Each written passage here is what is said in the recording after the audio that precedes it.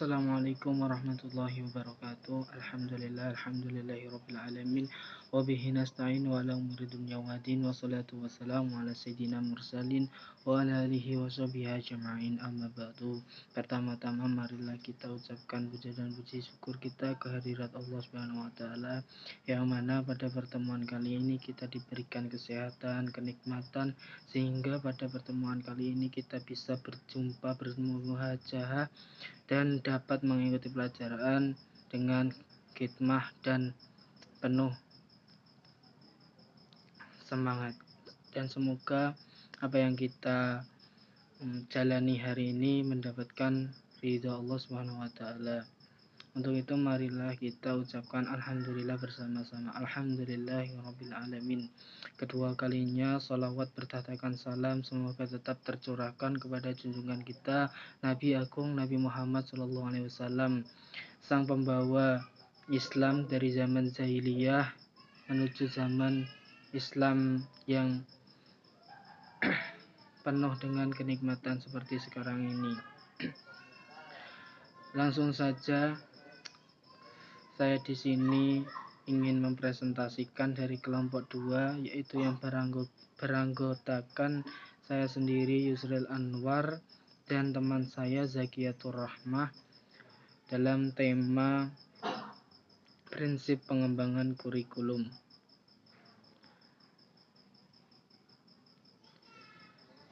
yang diampu oleh Ibu Zeni Murtafiati Mizani MPDI. Untuk itu langsung saja kita mulai mata presentasi kali ini dengan mengucapkan Bismillahirrahmanirrahim. Pembahasan pertama mengenai prinsip-prinsip pengembangan kurikulum. Prinsip pengembangan kurikulum. Definisinya menurut Kamus Besar Bahasa Indonesia, prinsip adalah asas kebenaran yang menjadi pokok dasar berpikir, bertindak, dan sebagainya, atau dasar pengembangan. Dasar pengembangan. Pengembangan adalah proses, cara, perbuatan. Mengembangkan dapat diartikan juga yaitu membentangkan, membuka, lebar-lebar menjadi besar, luas, dan sebagainya. Dan kurikulum itu sendiri dapat diartikan yaitu sejumlah pengalaman seseorang yang direncanakan, diarahkan, dilaksanakan, dan dipertanggungjawabkan oleh sekolah atau guru. Kurikulum adalah seperangkat rencana dan pengaturan penyelenggara kegiatan belajar, mengajar, atau pendidikan bagi siswa pada siswa. Dan pada hakikatnya adalah kurikulum, yaitu kegiatan mengembangkan kurikulum dilihat pada tingkat makro dan mikronya.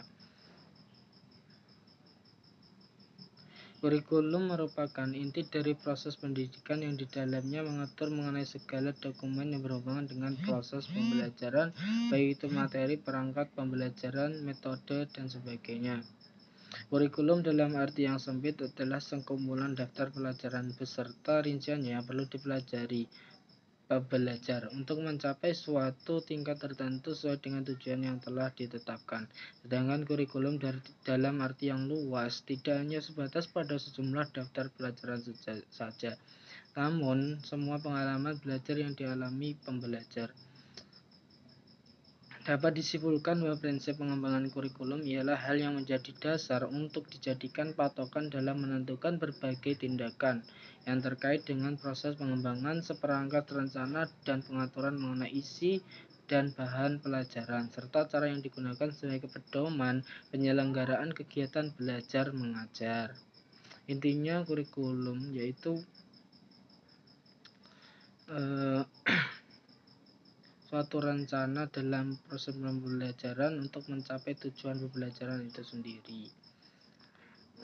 Selanjutnya yaitu mengenai macam-macam prinsip pengembangan kurikulum.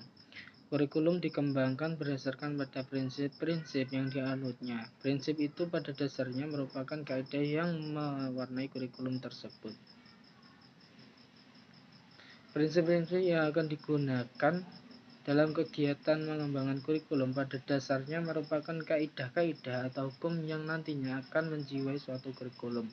Dalam mengembangkan sebuah kurikulum itu sendiri, dapat menggunakan prinsip-prinsip yang telah berkembang dalam kehidupan sehari-hari atau justru menciptakan diri prinsip baru atau prinsip yang lainnya. Prinsip pengembangan kurikulum dibagi dalam dua kelompok, yaitu pertama prinsip umum.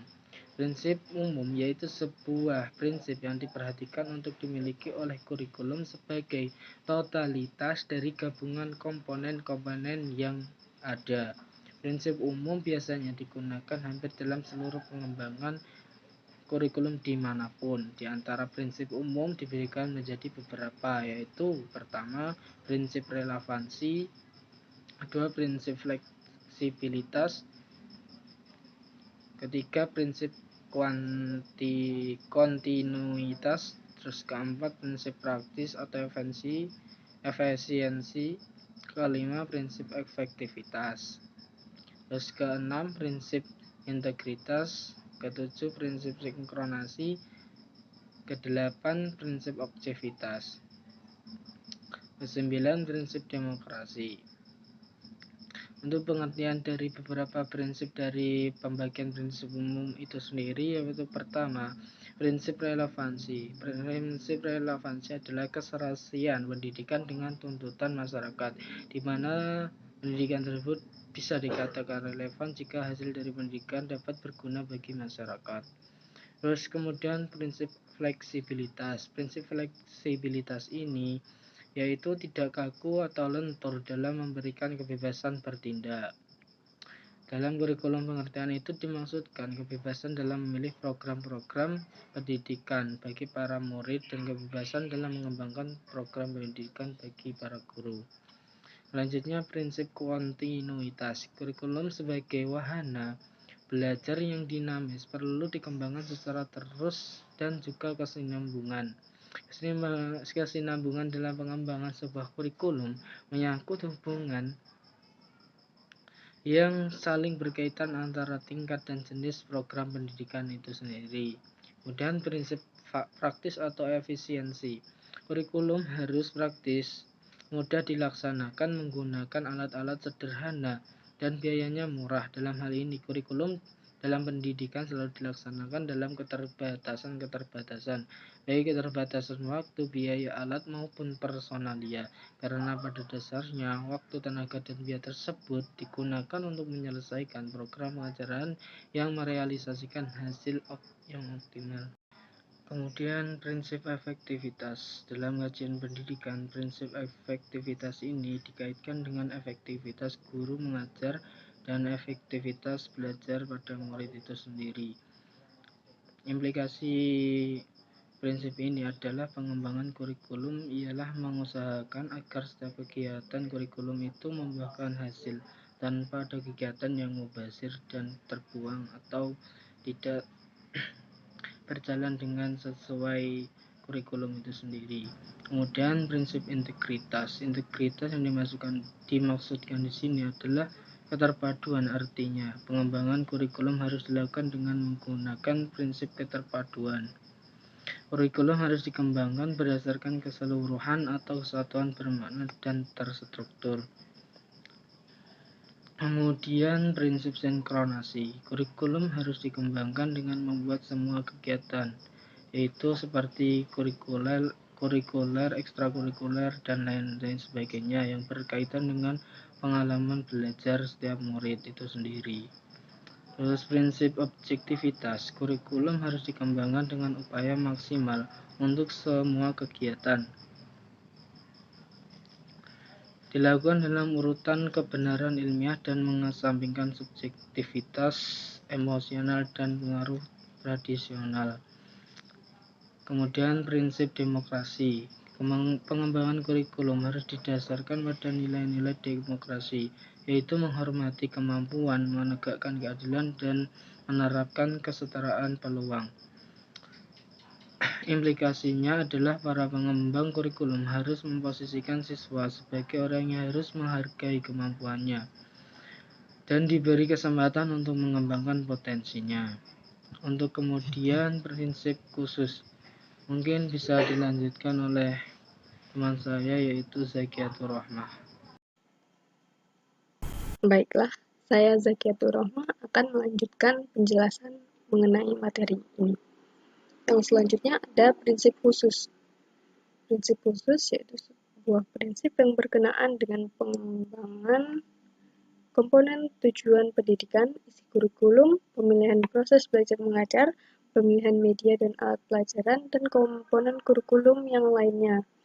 Prinsip khusus artinya hanya berlaku di tempat tertentu dan situasi tertentu juga. Di antara prinsip khusus dibedakan menjadi beberapa, yaitu yang pertama, prinsip berorientasi pada tujuan. Prinsip tujuan menjadi pusat kegiatan dan arah semua kegiatan pendidikan. Perumusan komponen-komponen kurikulum hendaknya mengacu pada tujuan pendidikan. Tujuan pendidikan mencakup tujuan yang bersifat umum atau berjangka panjang, jangka menengah, dan jangka pendek atau tujuan khusus. Yang berikutnya, prinsip berorientasi pada isi. Dalam perencanaan kurikulum perlu mempertimbangkan beberapa hal, yaitu perlunya penjabaran tujuan pendidikan ke dalam bentuk perbuatan hasil belajar yang khusus dan sederhana. Isi bahan pelajaran harus meliputi segi pengetahuan, sikap, dan keterampilan, dan unit-unit kurikulum harus disusun dalam urutan yang logis dan sistematis. Ini menekankan pada isi bahan pelajaran. Prinsip ini. Lalu yang selanjutnya, prinsip berorientasi pada proses belajar mengajar atau didaktik metodik. Prinsip ini meliputi yang pertama, semua pengetahuan dan kegiatan yang diajarkan harus fungsional dan praktis. Pengetahuan dan kegiatan harus diselaraskan dengan taraf pemahaman dan perkembangan siswa. Guru harus membangkitkan dan memupuk minat, perhatian, dan kemampuan peserta didik. Penyajian bahan pelajaran harus membentuk jalinan teori dan praktik. Guru harus dapat mengembangkan sikap dan nilai-nilai peserta didik. Penyajian bahan pelajaran harus dapat meningkatkan keimanan dan ketakwaan. Juga guru perlu memberikan bimbingan dan konseling. Lalu yang selanjutnya, prinsip berorientasi pada media dan sumber belajar. Prinsip ini menunjukkan kesesuaian media dan sumber belajar dengan standar kompetensi dasar materi pelajaran, karakteristik media pembelajaran, tingkat perkembangan peserta didik, tingkat kemampuan guru, praktis ekonomis. Untuk itu, pengembangan kurikulum harus memperhatikan faktor-faktor, antara lain objektivitas, program pembelajaran, sasaran sekolah, situasi dan kondisi, baik sekolah maupun murid, peserta didik, lalu kualitas media, keefektifan dan efisiensi penggunaan. Lalu yang selanjutnya, prinsip berorientasi pada evaluasi. Prinsip ini meliputi prinsip mendidik, prinsip keseluruhan, prinsip kontinuitas, prinsip objektivitas, prinsip kooperatif, prinsip praktis, dan prinsip akuntabilitas. Dilihat dari teknik pengembangan instrumen, perlu diperhatikan prosedur penyusunan instrumen, jenis dan teknik penilaian, kesesuaian instrumen dengan kompetensi, jenjang kemampuan yang diukur, tingkat perkembangan peserta didik, waktu yang diperlukan, teknik pengolahan dan analisis item, administrasi penilaian, dan pemanfaatan hasil penelitian.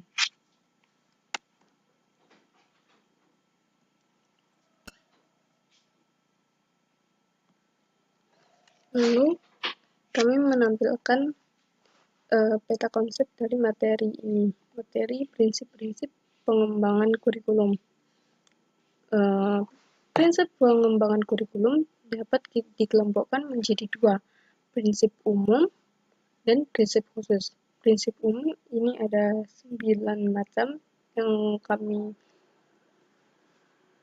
susun di makalah, yaitu prinsip relevansi, prinsip fleksibilitas, prinsip kontinuitas, prinsip efisiensi, prinsip efektivitas, prinsip integritas, prinsip sinkronisasi, prinsip objektivitas, dan prinsip demokrasi. Lalu bagi yang prinsip khusus, ini ada 5 yang kami tuangkan di makalah. yaitu prinsip berorientasi pada tujuan, prinsip berorientasi pada isi, prinsip berorientasi pada proses belajar mengajar atau didaktik metodik, prinsip berorientasi pada media dan sumber belajar, lalu prinsip berorientasi pada evaluasi. Lalu kami juga menampilkan daftar pustaka yang kami gunakan dalam penyusunan makalah ini. Berikut daftar pustakanya. Mungkin cukup sekian dari kami. Apabila ada kurang kami mohon maaf, dan apabila ada salah-salah kata kami juga mohon maaf yang sebesar-besarnya. Wassalamualaikum warahmatullahi wabarakatuh.